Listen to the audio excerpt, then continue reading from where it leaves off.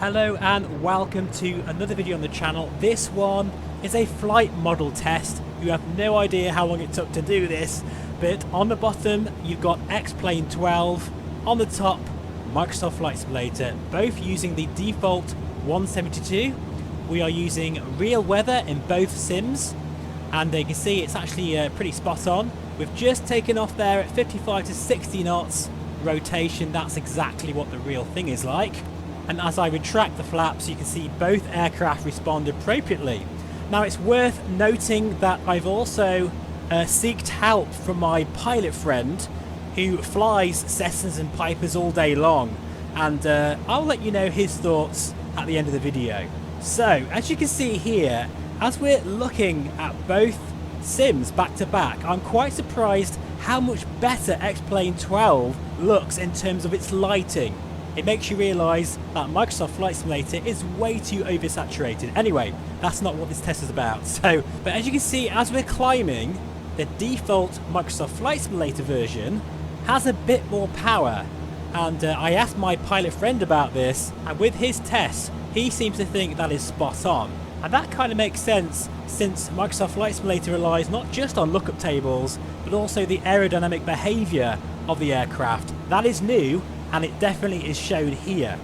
Right, we're now going to do a steep turn. This is very difficult to do, especially when you're not in VR, and especially when you're trying to do the same thing on two different flight sims. But you can see here, the rudder input that I'm needing to make, which you probably won't know because you can't see that from the screen, is pretty much, again, spot on with both sims. Also, the behaviour within the turn also feels very similar. If anything, I found it harder in Microsoft Flight Simulator because I was moving around in the air a lot more. Something we've never seen in previous iterations, which means I was wrong about something very crucial, which I'm going to tell you after a quick word from our sponsor. This video is proudly sponsored by VRWave, which are a tailor-made prescription lens insert provider that correct for nearsightedness, farsightedness, and any astigmatism you may have. Now, even if you don't wear glasses, it's very important to protect your lenses and also have a blue light filter to protect your eyes as well. I have a 5% discount code. Go grab it now while it's still available. Okay folks, so welcome back. We're now going to do a spin. Remember, X-Plane's on the bottom, Microsoft Flight Simulator's on the top, and check this out. Look at X-Plane, and there we go. Look at that snap of the wing. I think that's actually far too abrupt for 172, and that is confirmed also by my real-world pilot friend who's been really useful in this test. If you're watching this, thank you so much for all your help. But I think overall, it does show that both are extremely realistic and pretty much on par with each other. This is now a very slow stall, just feeding off the power but keeping the wings level. Look at this. This is amazing. There, Microsoft Flight Simulator brakes first with the right wing, and again, X-Plane always, by the way, drops with the left wing. Now keep in mind, that's because the environmental factors in Microsoft Flight Simulator changes all the time. I have to say though, I do think X-Plane 12 has better adverse yaw, and you can see here that I'm kicking some rudder in now, and I'm now going to try a side slip, something that X-Plane used to really struggle with, but I was quite surprised to see that using opposite controls, that is sort of left aileron and right rudder, to really slow the aircraft down works a treat in both sims.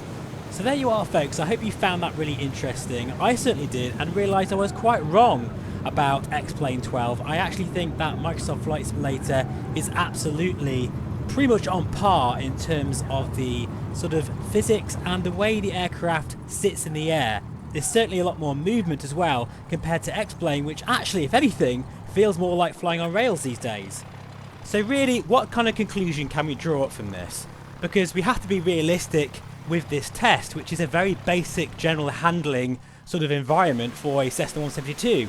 There's other things to consider, like tail dragger physics, asymmetric thrust, things like the turbine of an engine, how it changes dependent upon the atmospheric conditions. All these things actually X-Plane does much better. But I think something we can deduct from this test is that Asobo have worked so hard to combine both the lookup table system that previous iterations of the sim used with the newer aspects of the flight model that relies on the shape of the aircraft and how it sort of predicts the aerodynamic flow and behaviour of the aircraft, which actually is also very important if you consider that the dynamic weather engine and atmosphere in Microsoft Flight Simulator is far better than X-Plane. So really, I think this is quite an interesting discussion and test. Please do let me know in the comments what are your thoughts on this. Do you disagree with my conclusion? That's absolutely fine. Please do let me know. For me personally, I absolutely adore both sims, and I'll be using both of them for many years to come. Thank you so much for watching. I really do appreciate it. It's been a very busy week on the channel. I'm going to take a break now, I think, for at least a week. You'll be pleased to know. And I'll see you again fairly soon. Have a great weekend, and bye for now.